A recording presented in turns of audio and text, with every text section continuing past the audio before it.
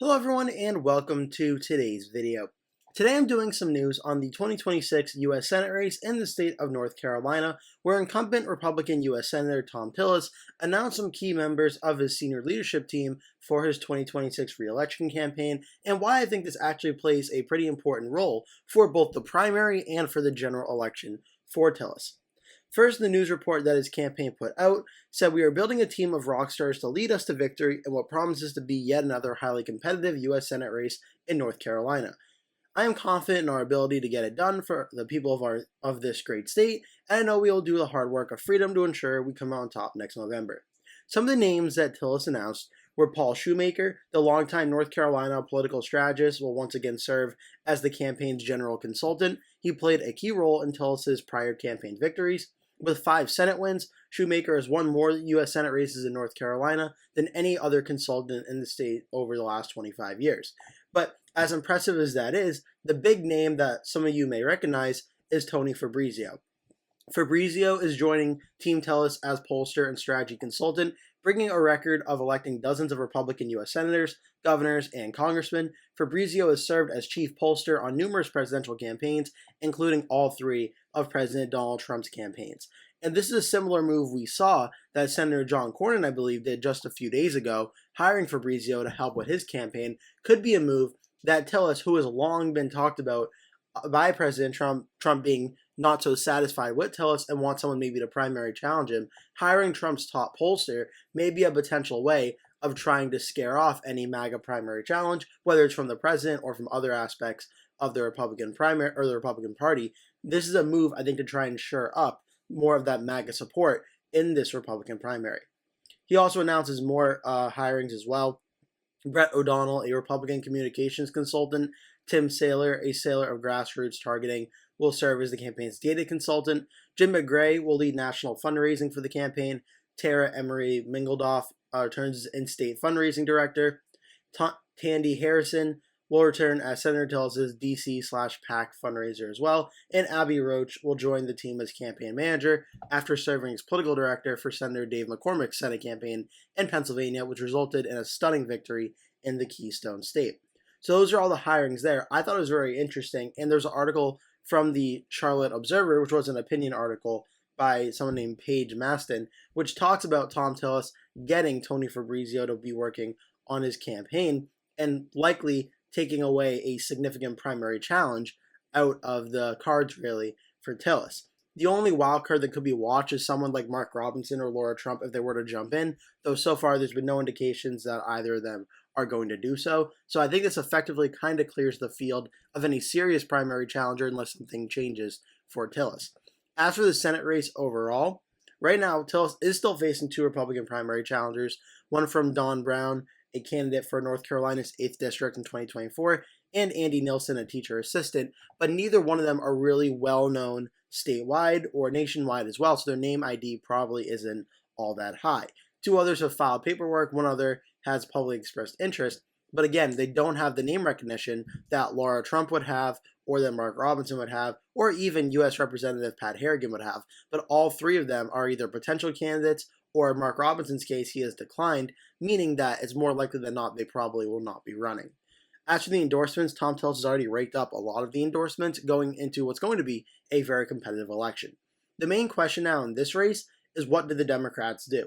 Right now, Willie Nickel, the former U.S. representative from North Carolina's 13th District, has announced that he is running in this race. But all eyes are on the former governor, Roy Cooper, and what his decision will be. As of the time of recording this video, the last reports I've seen is that it's essentially a 50-50 decision from Cooper if he is going to run or not. And I think that is honestly probably the most important decision of the 2026 U.S. Senate race cycle. Because if Roy Cooper decides to run, it gives the Democrats a rare Democrat that's been elected not countywide or district-wide, but statewide in North Carolina. The current governor, Josh Stein, just won in 2024, but before him, Roy Cooper was the only statewide elected Democrat when you look at Senate and governor since Kay Hagan, where she lost her Senate seat back in 2014. So Roy Cooper presents the Democrats likely their best situation, best case at flipping this seat. Right now, the predictions currently have it battleground or toss-up in 3 out of the 4 rankings. Cook Politico does still have it as lean Republican. when you look at the matchup of Tillis versus Cooper, these have been 3 polls that have been done so far. 2 out of the 3 have been Democratic aligned pollsters, so you do have to take that with a grain of salt. But Roy Cooper does start out about a 1 to 2 point favorite in most of these polls. Change Research has Tillis versus Cooper 46 to 44 with 10% of the vote undecided. Public policy polling starts out with Cooper at 47, Tillis at 43. Victory Insights, which is non-Democratic affiliated pollster, has Cooper leading 45 to 44. The commonality across all these polls is there is still a pretty large number of undecided vote. 10% in the first part of the Change Research poll, 5% in the other part when other candidates are allowed in, 9% in the public policy poll, and 11% in Victory Insights. And given the way that North Carolina historically has voted, you would assume a lot of the undecided vote would probably benefit Thom Tillis. As when we see in 2020, Tillis won by 1.7%. In 2024, Trump won the state by 3.2% at the presidential level. So if Trump campaigned for Tillis really hard and his administration was doing relatively okay or relatively popularly in the state that Trump won 3 times in the presidential cycle, you would think enough of those undecided votes would break for Tillis more than Cooper, and maybe enough for Cooper to pull out, or for Tillis, to pull out a narrow victory against Cooper. The problem is, of the 2 senators from North Carolina, Tillis does seem to be the poorer of the 2 when it comes to electoral performance.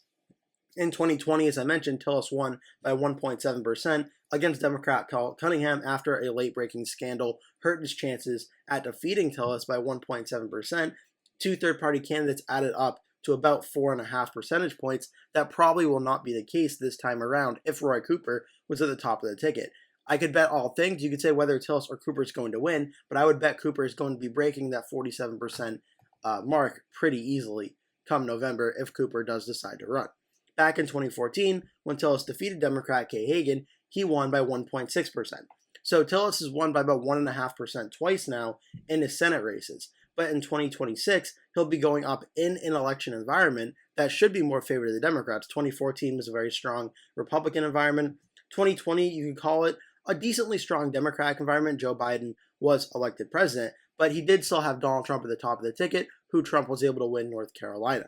This time around in 2026, it'll be Tillis' job to lead the top of the Republican ticket, something he has not yet done. And in an election environment that it could go either one of 2 ways. President Trump's approval ratings right now, last time I checked, is about minus 2.2. I'm just going to refresh and see if anything changed. Not much, really. It's still about 2.4%. This is obviously in June of 2025. What it is by November of 2026 could really be a big factor in how the election ends up going. Because if Trump's approval ratings are among this level right now, where they're down about 2 points come November of 2026, Tillis will probably actually be in a pretty good position to be reelected. The administration will be approved of relatively by 50% of the country, and the Republicans could have a better night than expected. But if historical precedent of midterms suggests continues, the Democrats should have a pretty good night. And if we look back at the last time there was a Democratic midterm year for when President Trump was in office, 2018 was a very big Democratic win. We saw wins in Florida, West Virginia, Montana, Arizona, and big Democratic wins in Wisconsin, Michigan, Ohio, and Pennsylvania in 2018. I don't think we're going to see that for 2026, just the way the Senate map is composed. This will be the 2026 map. It really doesn't present the Democrats the same opportunity, but we very well could see improved margins for Democrats in places like New Hampshire or maybe Michigan or Virginia or Georgia. But what about North Carolina? North Carolina is one of the 3 real battleground states from 2024, along with Michigan, Georgia, and of course North Carolina. We're 3 of the 7 battleground states that were talked about most in 2024 that have open Senate race or have a Senate race in 2026. And if the polls are so close, there is a real possibility that North Carolina, come Election Day, could end up being a Democratic flip if everything goes towards the Democrats and against the Republicans.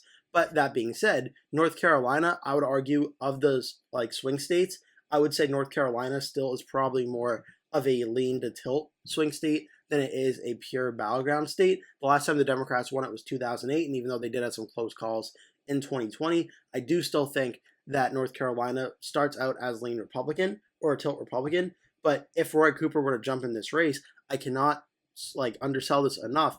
I do think Roy Cooper could potentially win this race and flip the seat from red to blue. And that's more due to the fact of the election environment and Roy Cooper being a very rare, strong Democratic candidate in the state of North Carolina. And I think that's the case because when he left office as governor, his approval ratings were relatively high according to the exit polls of him leaving office, whereas Tillis has seemed to pretty much routinely poll in the negative ratings, even among dissatisfaction among members of the MAGA wing of the Republican Republican primary, which could end up hurting him in the general election. But I'll have to wait and see how this one goes. Thank you so much for watching. Please remember to hit like and subscribe, and I hope to see you in a future video.